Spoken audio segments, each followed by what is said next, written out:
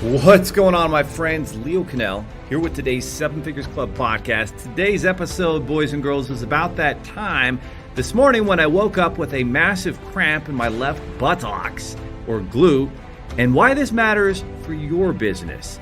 We're going to talk a little bit about one of my favorite authors, the top hedge fund manager in the world, Ray Dalio, who says pain plus reflection equals progress. Those times when real true pain caused me to reflect and ultimately achieve my biggest successes in business, life, with my family, and how to build mental toughness, the mental toughness you're going to need to do the same for your business, family, and life. So let's go! There are over 32 million businesses in the U.S., and over 90% of them will never break seven figures in annual sales. So how do we as entrepreneurs or aspiring entrepreneurs break into that seven figures club? This podcast will relentlessly share the secrets, strategies, and tactics I've used to create 3 multi-seven figures businesses and bring in even more successful entrepreneurs than me to share their inspirational stories and tactics to success. You can create your dream business and life right now. So buckle up and let's go. Well, my friends, it's 2022. Hope you're doing well. Hope you have built out and detailed some very specific goals and things you want to accomplish. A lot of people overestimate what they can do in a year and underestimate what they can do in a decade, because every overnight success is a decade in the making. And so if you can make that type of commitment, those amazing things can happen in your life. And as I think about, for me, when I really started to get on the fast lane and make that type of commitment, it was really unfortunately for me at the age of 35, that's when I finally, decided to go all in and set some specific goals and things I wanted to accomplish, financial freedom goals in my life. And, I'm in about 5-6 years in on that goal, on that time period. And I think within the next 4 or 5 years, I'm going to be, at that beyond the goal that I eventually started at when I set that. So today I wanted to talk about, unbelievably, I woke up this morning and, I try to get into my boxing class at least a couple times every week. The challenge for me is I have to get up at 5:30. It takes me about 20 minutes to get to the boxing class location, and then another 20 minutes back. And so I've got to get up at like 5:30 a.m. And as someone who's never been a morning person, that is a struggle for me. I typically try to wake up every day about 6:30 a.m. I've got my home gym, go down to my basement, get my workout in there, do my pliability TB12. If you haven't read about pliability and the TB12 Tom Brady method, you should. If you haven't watched Man in the Arena on ESPN Plus, you should also watch that, because there's a lot of similarities and patterns and concepts, principles, values that you can learn and really apply and attribute to your business and your life if you want to succeed at the level that a Tom Brady has. So I wake up and, it's 5:30 a.m. and I go to get out of bed and my left glute is in massive pain. It's so much pain, which is the weirdest thing ever.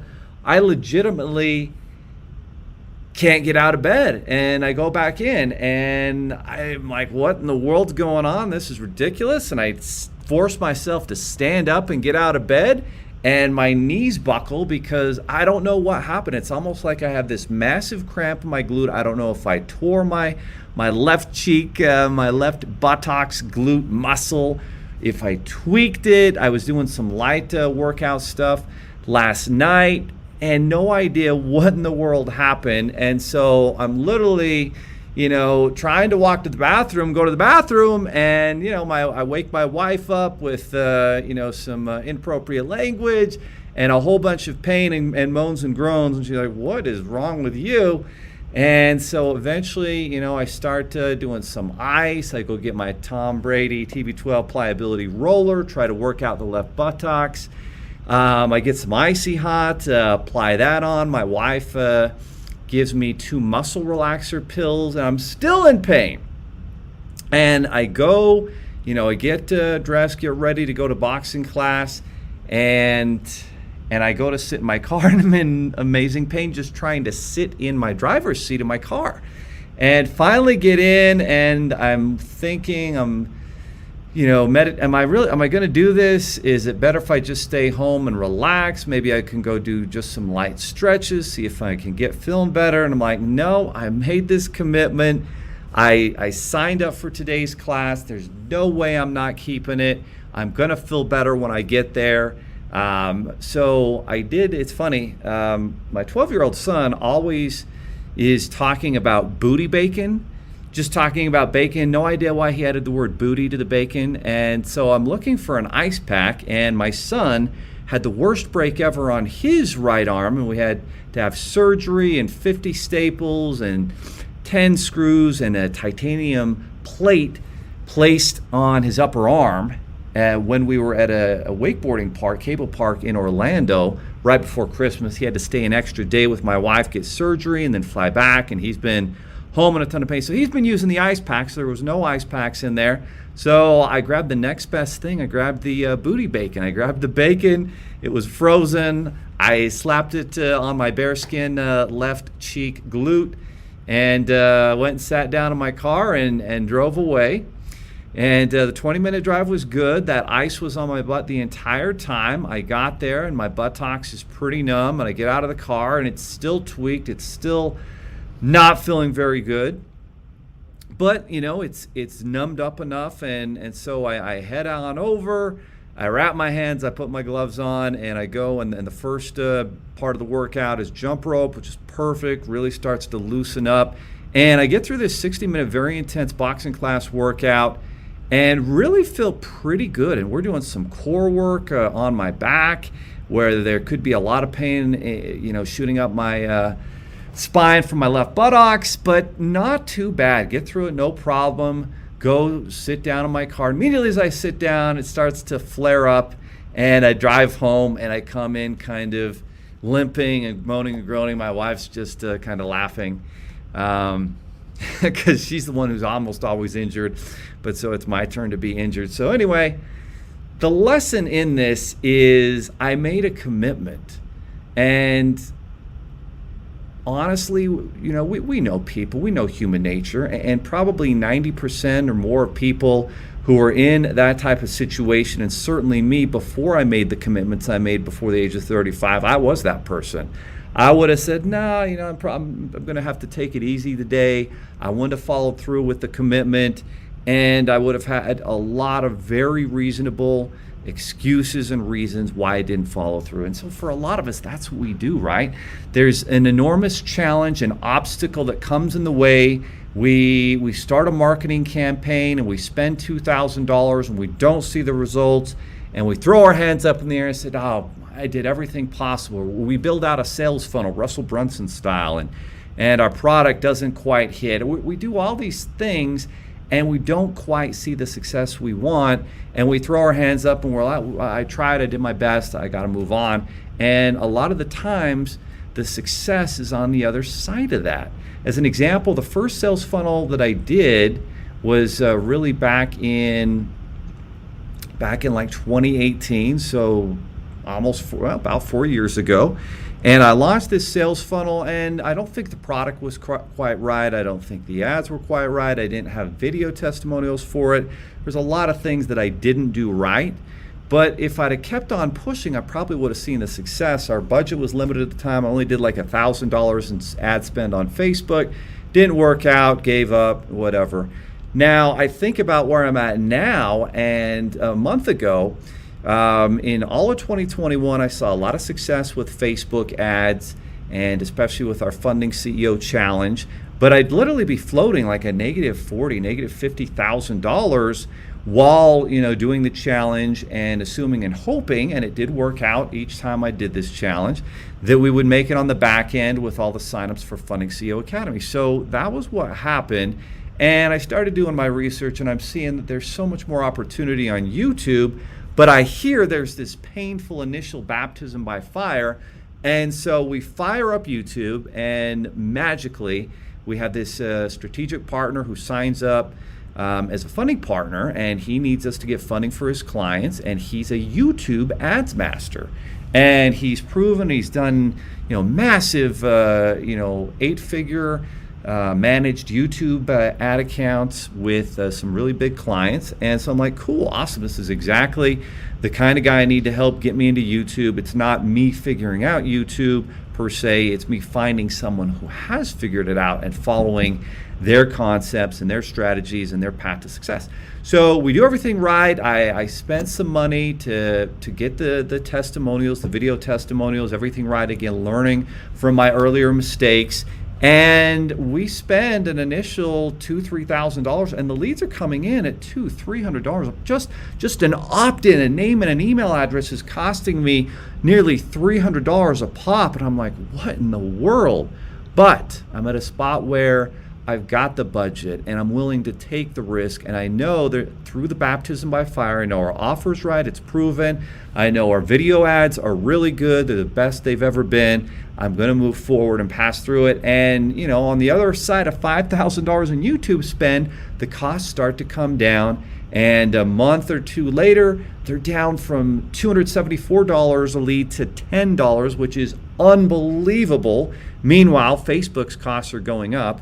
I was at $24, $25 a lead. Now I'm up to $33, $34. So the gamble, the bet, the research, everything paid off. But I had to get through this initial pain, this baptism by fire, this floating of negative money. And last month, again, we're just in the very infant stages of it, netted about $15,000 in profit. Now we're ready to scale and grow this thing and 10x it over the next probably 90 to 120 days, 3 to 4 months. Super excited about it. But the point is, I wouldn't have gotten there without the baptism by fire. And that's where, I think about a quote. And Ray Dalio is one of my favorite authors about global macro geoeconomics and how politics and government working with business and entrepreneurship, how those things work together. What are the cause-effect relationships? What's going to happen with the U.S. and China? And so he's just very objective, very practical. He doesn't care about anybody's agenda or stance on anything. He cares about where's the truth at, and he doesn't, in my opinion, doesn't always get it right and has a few missed things. But again, that's my opinion, and he's much smarter and way more successful than I am. So I certainly take what he says with a lot of gospel. And one of his quotes is pain plus reflection equals progress. And he talks about the pain of this massive failure where he literally, almost pretty much went bankrupt in the early 80s. And it was early on in his career, and his family was in a tight position. He had to borrow money from his father-in-law, I think, to pay the family bills for a few months while he built a new part of his business because his trading business failed. He made the wrong move. And he learned so much from it, and he built out these cause-effect relationships, and now he's got the largest hedge fund in the world. He's worth 25 billion, depending on the year, and has made a massive impact positively on so many business owners and entrepreneurs who have read his 2 books, Principles, for life and work, and then he's got Principles for dealing with the changing world order, which he just came out with, which is an amazing book too. And I think about in my life, the times when real true pain caused me to reflect and ultimately achieve my biggest, successes. And it started with, I had early success with a business. I built it into a multi-7-figure business, started at age 25. I thought it was a badass. I was not. I hadn't approached mentors. I wasn't reading the right entrepreneurial and personal and self-development books. And it hurt me. And when I invested in real estate, I just sort of made it up as I went instead of going and finding people who had already done it successfully and following their great examples. So just some massive mistakes that I made, but in my greatest pain and failure, it caused me to reflect. And ultimately, unbelievably took me, I'm hard-headed. Apparently it takes me a while to learn these things. But a few years later, finally started to reach out for mentors, finally started to find the right programs, online training programs, spent thousands of dollars when I didn't have it, and started to read all the right books from entrepreneurs and sales experts and marketing professionals, people who had done what I wanted to do, and they had some roadmaps and directions for me to follow. And my friends, that's how you get into the Seven Figures Club. That's how you succeed at the highest level.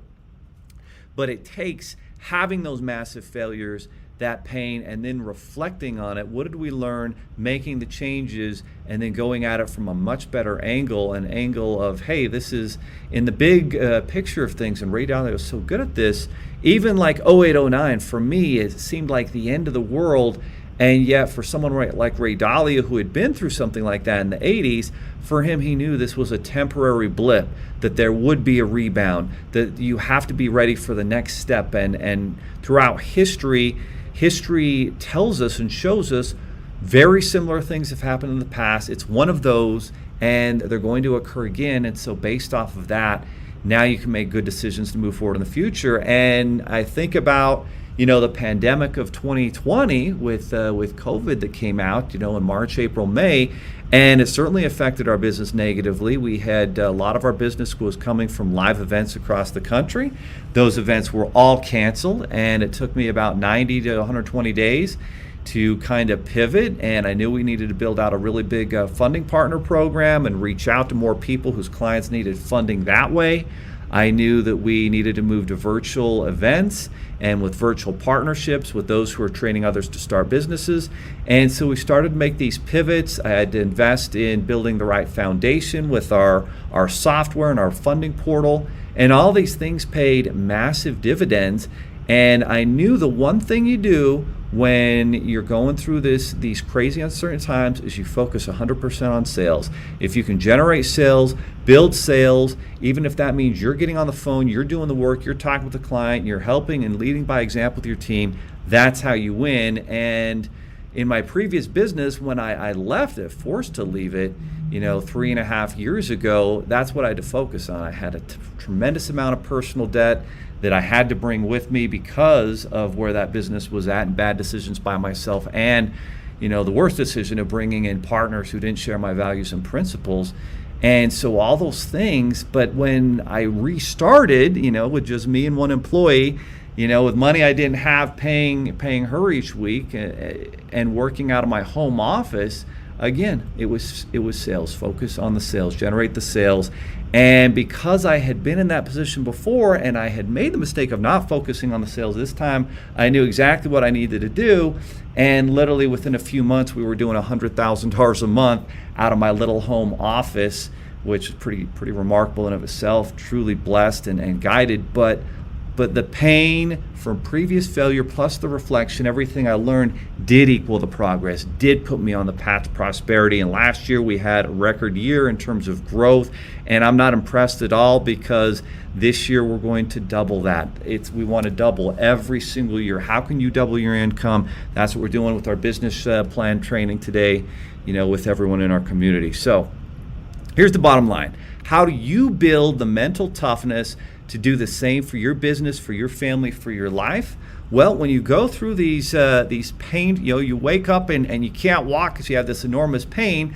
Well, you learn from it. You reflect. That pain causes you to reflect. The worst thing that can happen sometimes is you have early success like I did in my mid-20s, think you know it all, and then you get your butt kicked when the economy changes, when you've made poor decisions, when you didn't reach out to mentors, when you didn't read books continuously from people who've already done what you want to do. You make poor investment decisions because you didn't, find those who've already succeeded with the investments you want to, with the business that you want to. And so that's my invitation, my challenge to you today is think about, the failures you've had, or if you haven't, the failures you could have, and learn from people, from yourself, from those failures, reflect on what you need to do, and then do what you know you need to do. And I think that's the biggest thing. Most of us want, and this is society as a whole, is they want this easy, quick fix, instant gratification. The more you can delay your gratification, the better off you're going to be in this world. But most people can't do it because they want instant gratification. They run into an obstacle,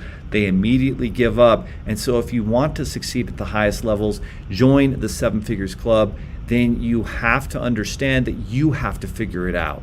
And you can, because the market, your experiences will tell you what you need to do, where you failed, where your weakness is, who you need to, find who solved that problem for, in your business, and then bring that person in, help them solve it. If you need funding, go to sevenfiguresfunding.com. Let our team get some money for you, because usually that's the only thing in your way is you just lack the money and the capital to make that happen. If your credit's not perfect, bring a friend or family member in who does have the credit, be your credit partner, and join your business and make it happen. There's always a way to find the money. There's always a solution, but it takes having the pain plus the reflection, making the changes. That's where you get the real progress, and that's where you can win. And when you do, when you wake up and you can't walk and you've got this incredible cramp in your left buttocks or glute, you know what you need to do to push forward, to push through it. You've seen this problem obstacle before, and all of a sudden you're going to be, there at the gym, pushing through, getting the job done. And you might need to go see a masseuse afterwards. You might need to do some more pliability training, TB12 style. But the good news is the solutions are there. You can win. Join the Seven Figures Club. Take action. And we'll see you next time on the podcast. Are you looking for more seven-figure secrets, content, or even how you can launch your own recession-proof business? Then check out sevenfigures.com. That's the digit 7, FIGURES.com, where we share more videos, stories, strategies, funding solutions, entrepreneurial education, and even the secret business type that's recession-proof. Thank you for listening, and if you're finding value in our podcast, please give us a 5-star and invite others to join the club.